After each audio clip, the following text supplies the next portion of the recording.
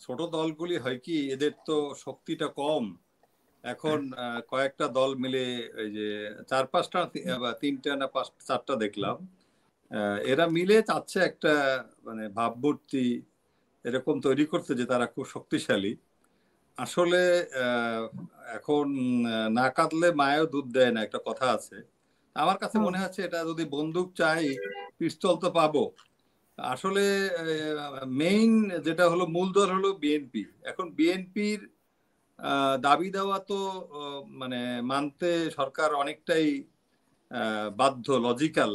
কারণটা হলো বিএনপি যদি কোনো কারণে ইলেকশন না আসে, ইলেকশন না করে, যদি বলে আমরা ইলেকশন করব না, তাহলে ইলেকশনে তো ফার্স হয়ে যাবে। এই ইলেকশন তো একেবারে কোনো মূল্যই থাকবে না। আওয়ামী লীগ নাই, বিএনপি যদি আবার জাতীয় পার্টি বলেন অবৈধ ঘোষণা করতে, তো তাহলে তো ইলেকশন কাকে নিয়ে করবে?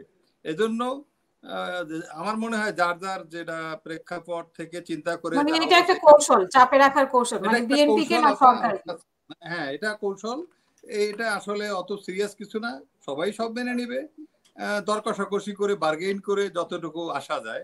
আরেকটা হলো যে জামাতের যে ব্যাপারটা আপনারা বললেন, ওই যে কি বলে সরকার গঠন করবে সাধারণ সাহেব, যে এগুলি হয় কি চিটাগাংয়ে বা ধরেন যে সমস্ত জায়গায় ইসলামী মাদ্রাসা, এগুলি এই ধরনের প্রতিষ্ঠান আছে, হাটহাজারি, ওই হেফাজত বা এই ধরনের যারা ইসলামী, এগুলির ভোট পাওয়ার জন্য এই ধরনের কথা বলে। আর এগুলি হয় কি কিছু এলাকায় তো জামাত শক্তিশালী, আপনি জানেন। কিছু এলাকায় আওয়ামী লীগের শক্তিশালী, যেমন গোপালগঞ্জ। আপনি যদি গ্রেটার রংপুরে যান, আপনি আবার জাতীয় পার্টিকে শক্তিশালী পাবেন। এখন এই জাতীয় পার্টিকে যেমন যদি নিষিদ্ধ করার জন্য অনেকের স্বার্থ হলো, যদি জাতীয় পার্টি ইলেকশন না করে তাহলে ওখানে সে খালি মাঠে গোল দিবে, এরকম আছে। আবার গোপালগঞ্জে তো আপনার ওখানে ওই শেখ হাসিনার একটা সিট থাকবেই, এরকম কিছু কিছু ব্যাপার আছে। তা আমার কাছে যেটা মনে হয় যে দিজ আর অল গেম, এগুলি হবি, এবং এটাই গণতন্ত্রের সৌন্দর্য। প্রেসিডেন্ট জিয়া এদেশে বহুদলীয় গণতন্ত্র আনছে, এবং উনি এটাকে যদি ওনাকে অনেক মূল্য দিতে হয়েছে, এবং আবার এই আওয়ামী লীগ এই গণতন্ত্রকে হত্যা করেছে। বাকশাল মানে হয়েছিল গণতন্ত্রকে হত্যা করে, আবার আওয়ামী লীগে এসেছিল আর কি, ওই যে কি বলে ওটাকে, আমি আর মামু, এইগুলি নিয়ে একটা মানে সরকার গঠন করেছিল। এখন আমিও যা তুমিও তা আর কি, মানে এই ধরনের রাজনীতি আর বাংলাদেশে বোধহয় হবে না, আমি যেটা মনে করি।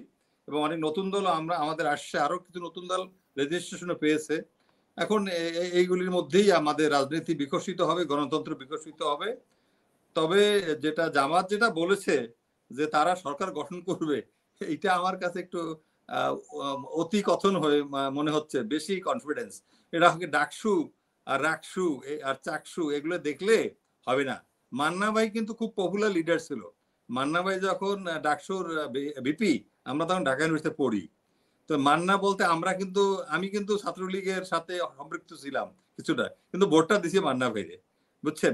কারণটা হলো কি, ওনাকে ভাল লাগতো। হ্যাঁ, এখন আবার জিয়াউদ্দিন বাবলুকে ভাল লাগতো। সত্যি কথা বলি, ওই জিয়াউদ্দিন বাবলু ছিল একজন, ওনার বাড়ি বোধহয় নোয়াখালী বইদিনে, উনি পরে জাতীয় পার্টিতে গেছে। হি ওয়াজ ভেরি হ্যান্ডসাম গাই। হ্যাঁ, মেয়েরা তাকে প্রচুর ভোট দিত আবার, বুঝছেন?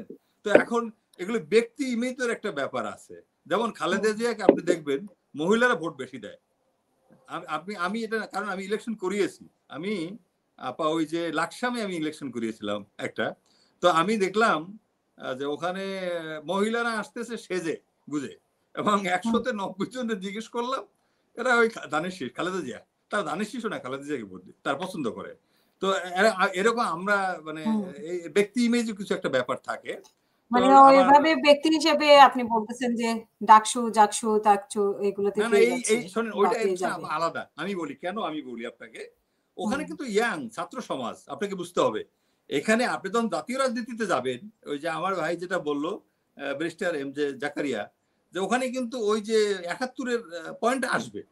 আপনি এই কেন ডিনাই, কারণটা হলো আপনি একটা যে কপালে দাগ লেগেছে বা যেখানে মানে ওই দাগ কিন্তু সহজে মোচন হবে না। কারণ তারপরে আপনার কথাগুলি যদি ওইভাবে স্ট্রংলি না বলেন যে আপনার স্ট্যান্ডটা, হ্যাঁ আমরা মনে করি জামাত খুবই অর্গানাইজড একটা পার্টি, ডিসিপ্লিন পার্টি, এবং প্রচুর ব্রিলিয়ান্ট ছেলেপেলে এখানে আসছে, প্রচুর ব্যারিস্টার তারা তৈরি করেছে, এবং আমরা দেখি তারা কথাও সুন্দর বলে, সবই বলে এবং ভালোও লাগে। ওই যে সাদিক কায়েম, দে আর ভেরি ইমপ্রেসিভ গাইজ।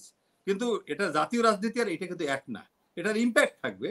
কিন্তু বিএনপি ইজ বিএনপি। খালেদা জিয়ার ইমেজ, জিয়াউর রহমানের ইমেজ, এটা বিশাল একটা ফ্যাক্টর। এখন বিএনপি নমিনেশন কাদেরকে দেয় সেইটা হলো কথা। এখন আমরা যদি বিএনপিকে দেখি নমিনেশনের বেলায় পরীক্ষিত যারা যারা জেল জুলুম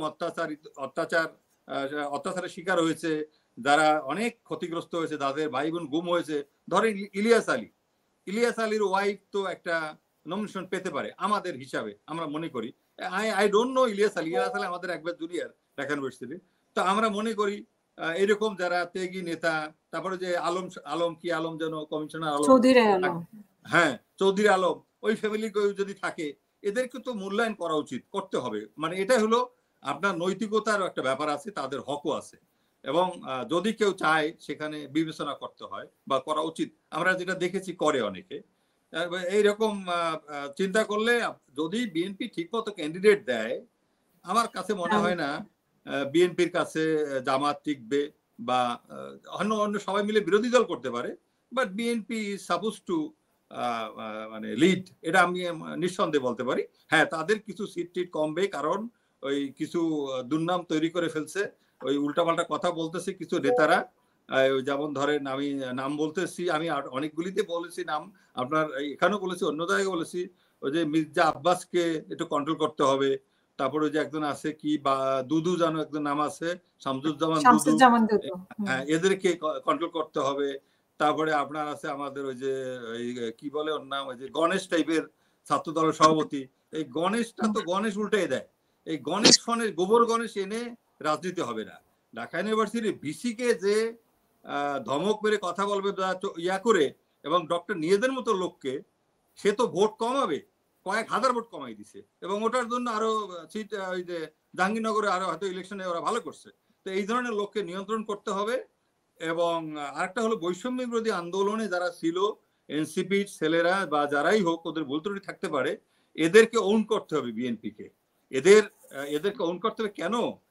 এরা কিন্তু 71-এর পরে এই আমাদের 24-এ একটা এই স্বৈরাচারকে আমাদের উৎখাত করেছে, এবং একটা মানে বিশাল একটা অর্জন এদের। সুতরাং এদের মূল্যায়ন করতে হবে, এদের বুকে টেনে নিতে হবে, এবং এদেরকে নিজস্ব মানুষ ভাবতে হবে। কারণ এরা জাতীয়তাবাদে বিশ্বাস করে, এরা ভারতকে চিনতে পেরেছে যে ভারত আমাদের এনিমি। এবং এটা হলো মাওলানা আব্দুল হামিদ খান ভাসানী বলেছিল, যেই জেনারেশন, যেই প্রজন্ম ভারতকে চিনতে পারবে যে ইন্ডিয়া ইজ আর এনিমি, ওইটা আমাদের আসল জেনারেশন। সুতরাং বিএনপিকে বুঝতে হবে প্রেসিডেন্ট জিয়ার আদর্শ কি ছিল, ওনার রাজনীতি কি ছিল, এবং খালেদা জিয়ারও তাই। সুতরাং সাফার করেছে বিএনপি প্রচুর, খালেদা জিয়া ব্যক্তিগতভাবে সাফার করেছে। Even then BNP will dominate, এবং আগামী ইলেকশনে আমি শিওর বিএনপি যদি আরেকটু কৌশলী হয়, আরেকটু মানে ক্যান্ডিডেট নির্বাচনে ইয়া করে, এই যেমন ইয়াং স্টার আসছে, ইয়াং অনেক ব্যারিস্টার, অনেক এদেরকে আনুক, এদেরকে জায়গা মতো দেখবেন আপনি, তাহলেই হবে। কোনো দালালকে হবে না। ফজু আছে না, অ্যাডভোকেট কি যেন একটা, ফজলুর রহমান, এই টাইপের লোক দিয়ে বিএনপি উপদেষ্টা হওয়ার কথা না, খালেদা জিয়ার উপদেষ্টা হওয়ার কথা না। এরা হলো দুষ্ট লোক। ধন্যবাদ। জি, আমি খাজা